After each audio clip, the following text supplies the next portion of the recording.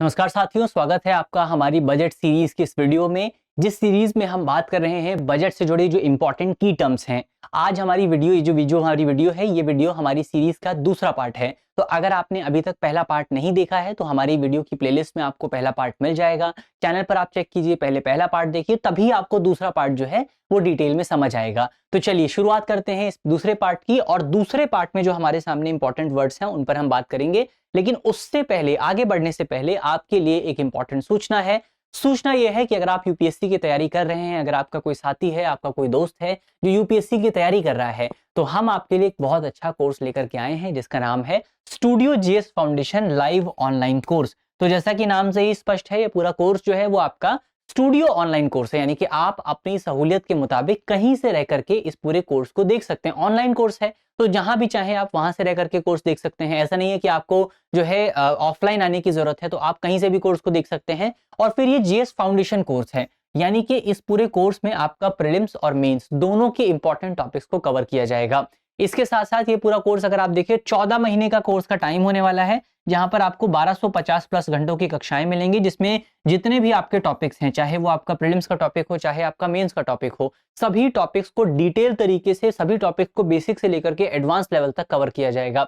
इसके अलावा इसमें आपको 10 प्रिंटेड कलर्ड नोट्स भी मिलेंगे और 2 साल तक का करंट अफेयर का एक्सेस भी आपको यहाँ पर इस पूरे कोर्स में मिलने वाला है। यानी कि कोर्स खत्म होने के बाद भी आपकी करंट अफेयर की तैयारी जो है वो चलती रहेगी। इसके अलावा कोर्स का जो प्राइस है वो आप जानते हैं बहुत कम है, मात्र 24,999 रुपए में पूरा कोर्स आपको मिलेगा। और इसमें भी अगर आप भारी छूट चाहते हैं, अगर आप डिस्काउंट चाहते हैं, तो आप इस कोड का इस्तेमाल कर सकते हैं। AKSHAY कैपिटल लेटर्स में डालिएगा। अगर आप इस कोड को डालते हैं तो आपको और ज्यादा डिस्काउंट मिल जाएगा। हमारे जो अगले बैचेस हैं, आपका हिंदी माध्यम का जो अगला बैच है वो 3 फरवरी से शुरू हो रहा है, इंग्लिश माध्यम का अगला बैच 4 फरवरी से, और इंग्लिश मीडियम का अगला बैच जो है वो 5 फरवरी से शुरू होगा।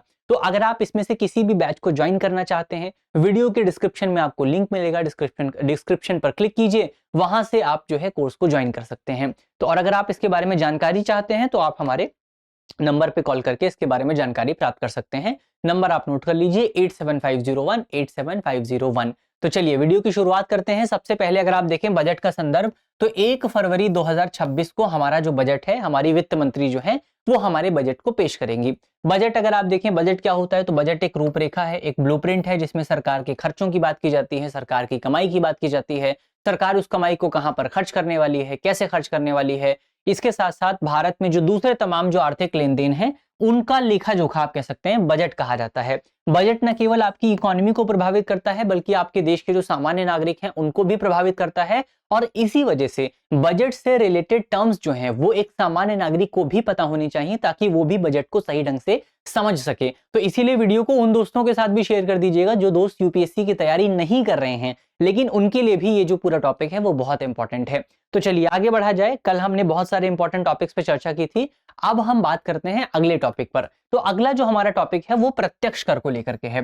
प्रत्यक्ष कर का क्या मतलब है, डायरेक्ट टैक्स का क्या मतलब है। डायरेक्ट टैक्स बहुत सिंपल सी चीज होती है। डायरेक्ट टैक्स आप कह सकते हैं कि ये ऐसा टैक्स है जो सीधे उसी व्यक्ति पर लगाया जाता है, उसी व्यक्ति या संस्था द्वारा वहन किया जाता है जिस पर ये अधिरोपित होता है, जिस पर ये लगाया जाता है। जैसे आप एग्जाम्पल के तौर पर ले सकते हैं इनकम टैक्स। अब इनकम टैक्स और जीएसटी में क्या डिफरेंस है। जैसे अगर आप देखें, एक तरफ मान लीजिए आपका जीएसटी है और एक तरफ है आपका इनकम टैक्स, दोनों में क्या डिफरेंस है।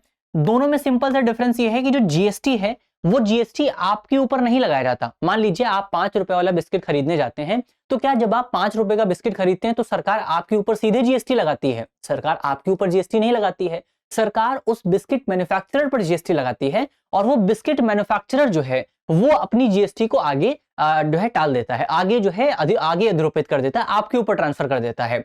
लेकिन आपका ये जो इनकम टैक्स है, इनकम टैक्स आपकी इनकम पे लगाया जाता है और आप अपने इनकम टैक्स को किसी दूसरे व्यक्ति पर ट्रांसफर नहीं कर सकते हैं। इसका मतलब यह हुआ कि जो आपका डायरेक्ट टैक्स है, डायरेक्ट टैक्स जिस व्यक्ति पर लगाया जाता है उसी व्यक्ति को वो टैक्स देना पड़ता है। लेकिन इनडायरेक्ट टैक्स जिस व्यक्ति पर लगता है वो व्यक्ति उसको ट्रांसफर कर सकता है, चाहे तो कर सकता है, चाहे तो नहीं कर सकता है, लेकिन आप उसको ट्रांसफर कर सकते हैं इनडायरेक्ट टैक्स के मामले में, लेकिन डायरेक्ट टैक्स में आप उसको ट्रांसफर नहीं कर सकते हैं। तो ये हमने देखा। अब डायरेक्ट टैक्स के एग्जांपल एक तो हमने देख ही लिया, आपका इनकम टैक्स हो गया।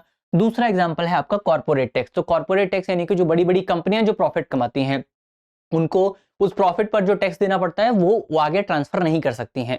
इसके अलावा अगर आप देखें अप्रत्यक्ष कर क्या होता है, तो इसको तो हमने समझ ही लिया है। अप्रत्यक्ष कर जो है जो किसी इकाई पर लगाया जाता है लेकिन उसका भार जो है वो उपभोक्ता वहन करते हैं। तो लगाया किसी और पे जाता है लेकिन देता कोई और है। तो जीएसटी जो है वो लगाया तो उस मैन्युफैक्चरर पे गया है जिसने बिस्किट को मैन्युफैक्चर किया है, लेकिन जब आप बिस्किट खरीदते हैं तो बिस्किट पर जो जीएसटी है वो आप पे करते हैं, तो उसको ट्रांसफर कर दिया जाता है। इसमें अगर आप देखें तो ये वस्तुओं और सेवाओं की खरीद के समय दिया जाता है। तो हमने देखा कि ये कब देते हैं आप, जब आप बिस्किट खरीदने जाते हैं, जब आप जो है पेन खरीदने जाते हैं, जब आप कोई सामान खरीदने जाते हैं, तब आप ये वाला जीएसटी पे, ये वाला जो आपका टैक्स है वो पे करते हैं। एग्जाम्पल के तौर पर एक आपका जीएसटी हो गया, उत्पाद शुल्क हो गया, सीमा शुल्क हो गया। तो ये पॉइंट यहाँ पर हमको याद रखने हैं। चलिए आगे बढ़ा जाए। उत्पाद शुल्क और सीमा शुल्क की अगर आप बात करें, उत्पाद शुल्क क्या है? भारत में निर्मित वस्तुओं पर घरेलू उपभोग के लिए लगाए जाने वाला अप्रत्यक्ष कर है। और सीमा शुल्क आपका आयात निर्यात के लिए किए जाने वाले मार्ग पर लगाया जाने वाला टैक्स है। इसका भुगतान मुख्यतः आयातक और निर्यातक द्वारा किया जाता है, लेकिन आमतौर पर यह उपभोक्ता को ट्रांसफर कर दिया जाता है और इसी वजह से इसको इनडायरेक्ट टैक्स कहते हैं, क्योंकि ये ट्रांसफरेबल है, इसको आप जो है हस्तांतरित कर सकते हैं। तो एक ये इंपॉर्टेंट पॉइंट हमको याद रखना है। अब आता है आपका राजकोषीय घाटा। राजकोषीय घाटा यानी कि फिस्कल डेफिसिट। याद होगा आपको, कल हमने राजकोषीय नीति की बात की थी, आज हमारे सामने राजकोषीय घाटा है। जल्दी से आपको रिवाइज करना है, आपको जल्दी से कमेंट बॉक्स में बताना है कि एक होता है आपका फिस्कल पॉलिसी, एक होता है आपका फिस्कल पॉलिसी, एक होता है आपका मॉनेटरी पॉलिसी। फिस्कल पॉलिसी को कौन इंप्लीमेंट करता है और उसके टूल्स क्या हैं? मॉनेटरी पॉलिसी को कौन इंप्लीमेंट करता है और उसके टूल्स क्या हैं? ये आपको जल्दी से कमेंट बॉक्स में बताना है।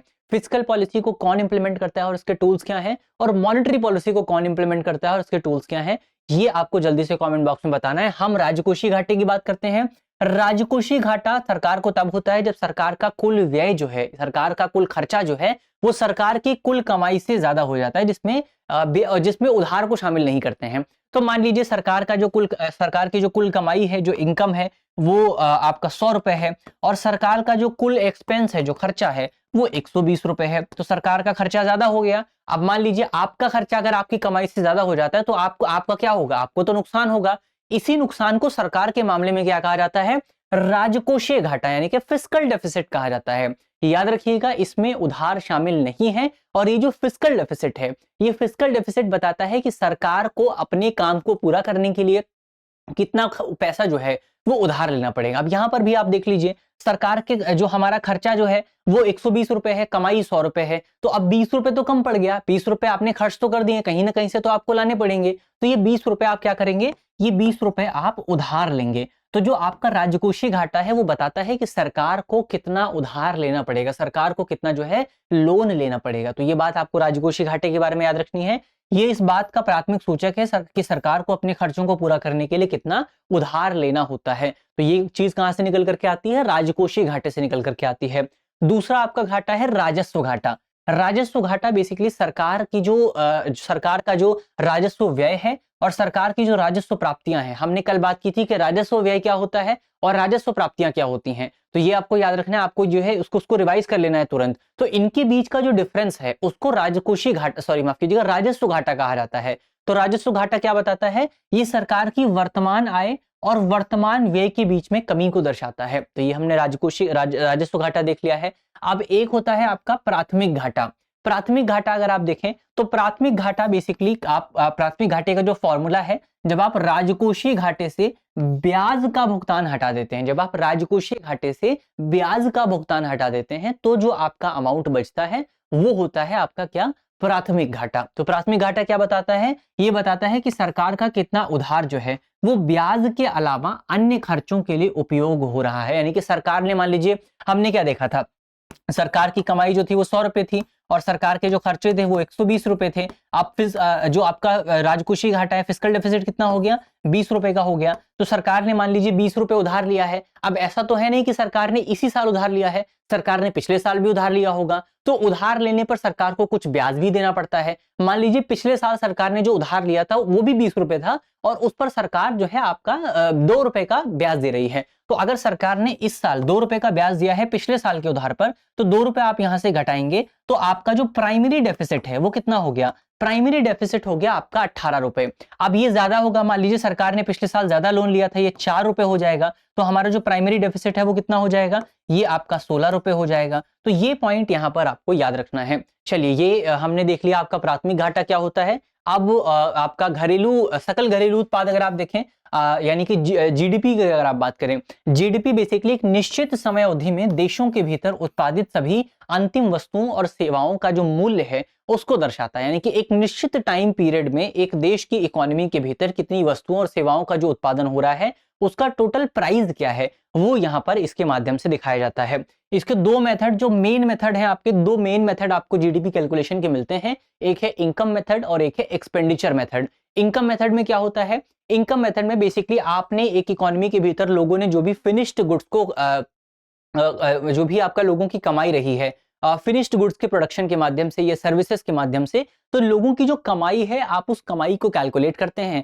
क्योंकि लोग जितना कमाएंगे उतना ही लोग खर्च करेंगे। तो यहां पर आप लोगों की कमाई को कैलकुलेट करते हैं। तो इसको कैलकुलेट करने के लिए क्या किया जाता है, वेजेस जो है उसको आप ऐड करते हैं, रेंट को आप ऐड करते हैं, इंटरेस्ट को ऐड करते हैं, प्रॉफिट को ऐड करते हैं, डेप्रिसिएशन को ऐड करते हैं, नेट फॉरेन फैक्टर इनकम जो है इसको ऐड करते हैं। तो जितनी भी कमाई है अगर आप इसको ऐड कर लेंगे तो इससे आप जीडीपी निकाल पाएंगे, वो भी कौन से मेथड से, इनकम मेथड से। अगला मेथड है आपका एक्सपेंडिचर मेथड। तो एक इकोनॉमी के भीतर जितनी भी फाइनल गुड्स के प्रोडक्शन, फाइनल गुड्स को कंज्यूम करने के लिए जितना भी खर्चा होता है, उस खर्चे को अगर आप ऐड कर देंगे, अगर उस खर्चे को आप जोड़ देंगे तो आप उसके माध्यम से जो है जीडीपी निकाल पाएंगे। इसमें क्या क्या शामिल किया जाता है, इसका आपका जो सिंपल सा फॉर्मूला है वो है C + I + G + X - M, यानी कि आपका लोगों ने कितना खर्चा किया है, कंजम्पशन किया है, इन्वेस्टमेंट कितना हुआ है इकोनॉमी में, गवर्नमेंट ने कितना खर्चा किया है, और आपका एक्सपोर्ट और इंपोर्ट के बीच का डिफरेंस क्या है। इसको कैलकुलेट करके आप एक्सपेंडिचर मेथड से जीडीपी को कैलकुलेट कर सकते हैं। तो ये हमने जीडीपी देख लिया है सरल शब्दों में, और यहाँ पर हमारा जो टॉपिक है वो होता है समाप्त। अंत में आपके लिए एक सवाल है जिसका जवाब आपको कमेंट बॉक्स में देना है। सवाल में आपसे बहुत सिंपल सा सवाल है, आपसे पूछा गया है कि प्राइमरी डेफिसिट निम्नलिखित में से क्या दर्शाता है। हमारे ऑप्शन है, ऑप्शन ए सरकार की कुल आय और कुल व्यय के बीच का अंतर, ऑप्शन बी ब्याज भुगतान को छोड़कर सरकार के कुल व्यय और कुल प्राप्तियों के बीच का अंतर, ऑप्शन सी केवल पूंजीगत व्यय और पूंजीगत प्राप्तियों के बीच का अंतर, और ऑप्शन डी सरकार द्वारा लिए गए कुल ऋण की मात्रा।